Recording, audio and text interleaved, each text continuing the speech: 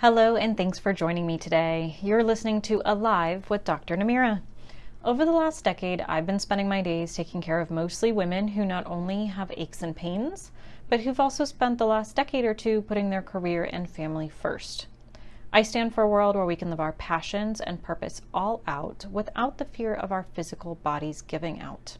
I've created this podcast, Alive, always living in vibrant energy, as a quick way for you to learn more about your body. This really is a no frills, get the information out there podcast, and I hope that you'll enjoy it.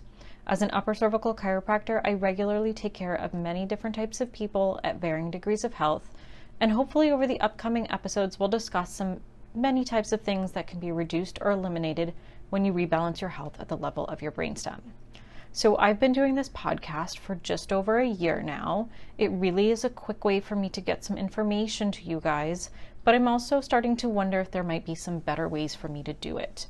If you are listening to this podcast and you enjoy listening to this podcast, I would really love for you to reach out to me to let me know that you would like me to continue to do it for you. If it's not something that you're as interested in, I'd love any feedback, anything like that, as I decide over the next few weeks if I'm going to continue offering a podcast or if I'm going to start sharing my resources in another way.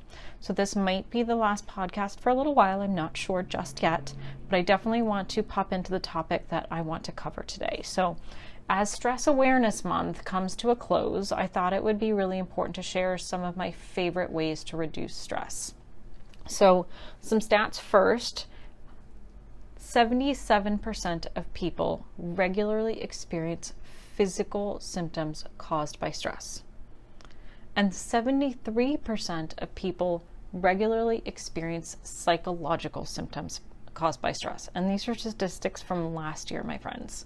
So it's really important that we start talking about ways that we can start help ourselves eliminate that on a day-to-day basis so that we don't make our bodies worse, because as we get older, we want to be able to keep doing things we want to do. So when we're younger, we want to keep doing things for ourselves. We want to be healthy enough to function and enjoy our activities. We want to make sure that, we have the energy to take care of our kids, things like that. And then as we get older, we still want to be able to have healthy, happy bodies so we can start playing with our grandbabies maybe, or start traveling the world now that the kids are out of the way. And all these different reasons, as we change in our lives, we have new reasons to keep our bodies healthy and happy and functional. So we want to make sure that we have ways to do that. So one of the first things that I always like to talk about is exercise. Regular exercise lowers the level of stress hormones. It helps release endorphins, which are the chemicals that improve our mood, and it acts as a natural painkiller too. So if you just have, the aches and pains of not moving, just having exercise will help reduce that. So exercise can also improve our sleep quality, and which normally helps, which could be negatively affected by stress and anxiety. So it's kind of a nice loop. If you can exercise, you get better sleep, which helps reduce your stress and anxiety. The more you exercise, the better sleep you get. That also helps reduce that stress and anxiety even more. So it's a great cycle to be stuck in. Another thing that's really good for you is grounding in nature. I may have shared with you guys many times in the past. I know I share it all over my social media, and it's definitely all over my Instagram account, but I love going to the beach and putting my feet in the sand. It is so important for my emotional health. But according to a research review published in Explore, which is the Journal of Science and Healing, in May of 2020, earthing, which another term for grounding in nature, employs contact with our planet's natural electrical charge. And that's usually done through the soles of the feet. So the benefits are swift, and it stabilizes the physiology at the deepest levels, which reduces inflammation, pain, and stress. It improves body flow, energy, and sleep. And it helps really just generate a general greater well-being. So getting your body to getting your feet either in the sand, in some dirt, in some water, just walking through the grass if you can't get to the beach, little things, just getting your feet connected back to the earth can help reduce that level of stress immensely. Another thing that's really important is laughter. Laughter can decrease our cortisol levels by increasing our intake of oxygen and stimulating circulation throughout the body. It also triggers the release of endorphins, again, the body's natural feel-good chemicals. Laughter is also a great distraction because it helps you to forget the things that are causing you stress, right? So you want to help yourself out really quick by thinking about things that might help you laugh more often. This might be something like watching a funny movie or watching a comedy special, hanging out with your friends.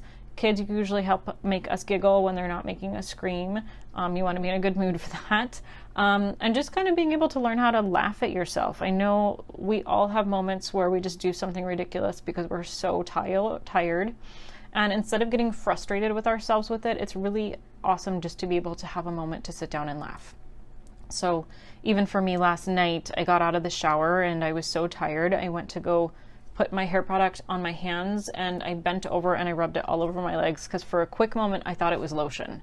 And I couldn't believe I'd done that, and I absolutely just had to start laughing. And when I posted it to a mom's group to share how silly I felt, I then got 200 more comments from moms who shared all the ridiculous things that they've done when they're tired. And it's so nice to get a little giggle from everyone else when you can all just take it very lightheartedly and know that you're in it together and experience that laughter to help bring down your stress.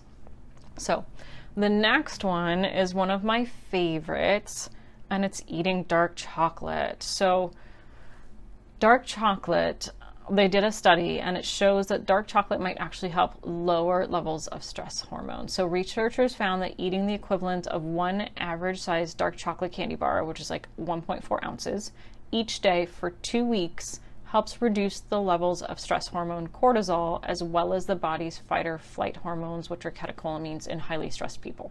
So the findings added to a growing number of recently discovered potential health benefits of dark chocolate, which is, for example, cocoa has been found to be rich in a class of antioxidants called flavonoids, and that's also been that's been linked to finding several health benefits too. So if you love dark chocolate, don't feel bad about eating it. It is great for your stress. I've been keeping it at the office lately for Stress Awareness Month, and I know everyone here has enjoyed it. Eat your dark chocolate. It's good for you and your body.